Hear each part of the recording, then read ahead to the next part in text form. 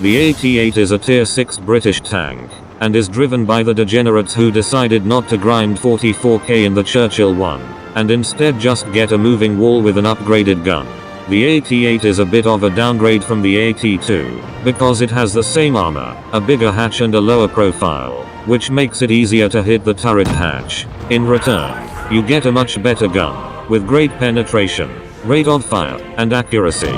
But the Churchill gun carrier has a bad reputation because it's built of the Churchill's chassis, and you kind of need to go through the AT-8 to get guns that carry over to the AT-7 and AT-15. So here's how you minimize the AT-8's weaknesses. You are still slow, but in return you have a great gun, good armor and a massive HP pool. You use this to roll up to the front lines and absorb as much damage as possible. A good way to bounce shots in between reloads is to side scrape using the front of your tank instead of the side and pulling out to fire. At tier 6 and 7, most tanks can penetrate your front using gold rounds, so you should make sure you don't get shot by people who can pen you.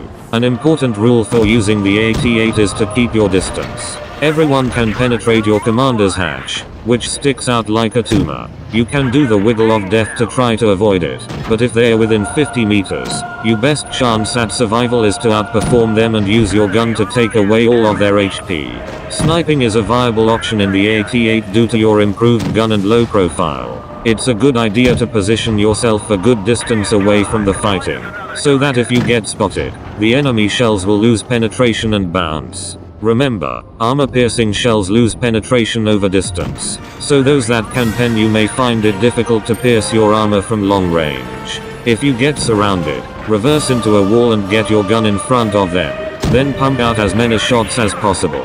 When you arrive from the AT-2, upgrade the guns up to the second best one, and then upgrade the suspension, before finally upgrading the gun. For ammunition you load plenty of AP and some skill rounds to penetrate tryhards hiding behind their tier 7 armor. You can load HE if you want, but I personally don't load any.